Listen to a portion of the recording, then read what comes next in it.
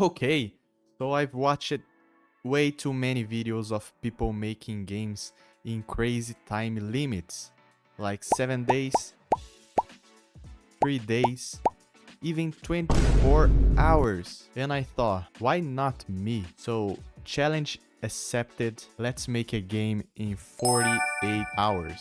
First rule, it has to be short, like really short.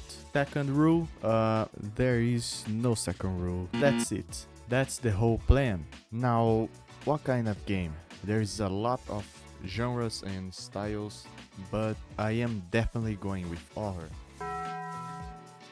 Okay, so it's gonna be a horror game. So now what we need to know where the game is gonna place. So after a long search, I think I found something good. Whoa, look at this. This looks perfect. And you know what? I already have in my library. Oh, that's it. That's my choice. Let's see what we have in these folders. Looks like we've got some levels already created. Let's see if one of them fits my purpose. The first two are really great, but I think I will go with the last one. So, for this to actually be a game, we need to include a few key things, right? Like a menu, a short story, the environment, a puzzle, a difficulty, aka pain, a way to lose, and of course, a way to win. I am just going to skip the two first requirements and go in for the environment.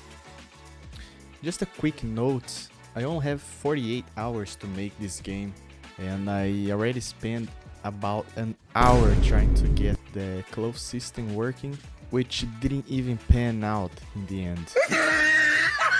Time to refocus on the environment and wrap up this requirement.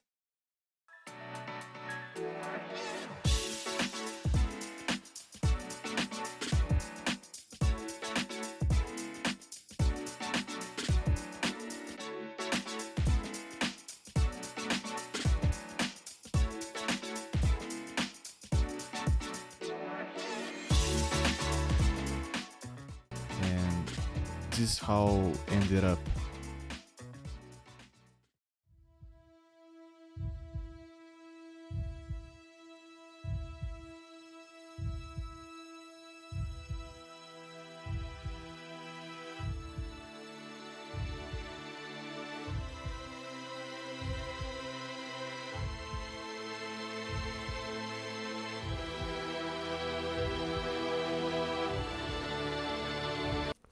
So we got the environment, and there is my idea. To win, you need to solve a puzzle, but this is a horror game, so needs to have a monster or some creature, and he's gonna trying to break in. And every time he knocks the door, you have to hold the door. But then I thought, that's too easy. Let's make something annoying. And then I came up with those lamps. They are going to have a system that turns off after a while, and they directly control your fear level. If your fear level is too high, you won't be strong enough to hold the door. Let's quickly recap what I've done with those lamps. At the main blueprint level, I gather all the lamps in the game and trigger an event to turn them off. Inside these events, I have two functions, the randomizer and the turn off system.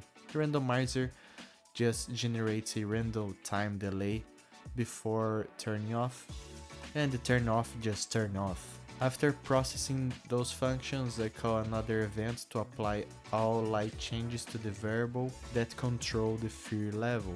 In other words, well, I just pass if I am getting scary or not.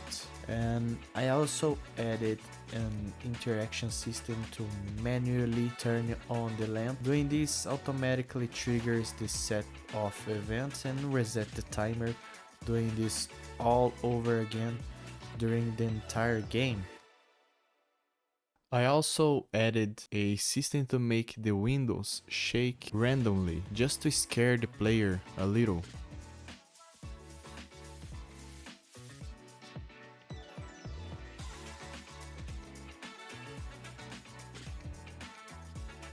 And that was the final result. We have the environment, and now we've added the difficulty as well. Next step, let's create a way to lose. In other words, let's implement the knock at the door. For this, I was thinking of a tap key system where the player has to hold the door shut while the monster tries to break in. The door the monster chooses will be random, and if the player doesn't fill the bar in the time, they will die. Let's simulate this to show how it works.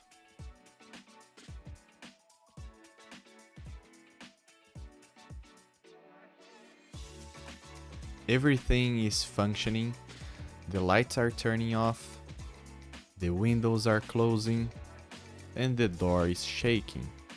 After 10 seconds, if you don't interact, the monster comes in. I don't have a monster yet, so it just prints you die on the screen.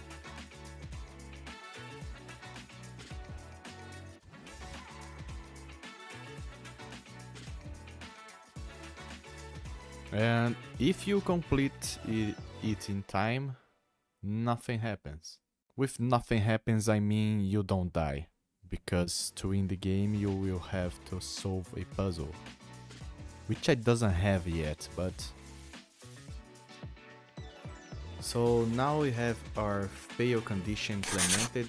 I am not actually using a timer to track how much time I've spent working on the game, but since I am recording everything, I have a pretty good estimate. So far, we're looking about 8 hours of work, but there is some important to consider. First, this time does include all the time I spent brainstorming, thinking about the environment, the story, and the gameplay mechanics. And just to be clear, this wasn't 8 hours of continuous work. I had pause frequently to check tutorials and figure out how to implement certain features. I've only been doing this for about 6 months now, so there's still a ton to learn. I am pretty busy those days, so I only work on this during my free time. If you enjoyed this video and want to see more content like this, let me know in the comments. Don't forget to subscribe to support the channel and get notified when part 2 comes out. Thanks for watching, and I'll see you in the next one.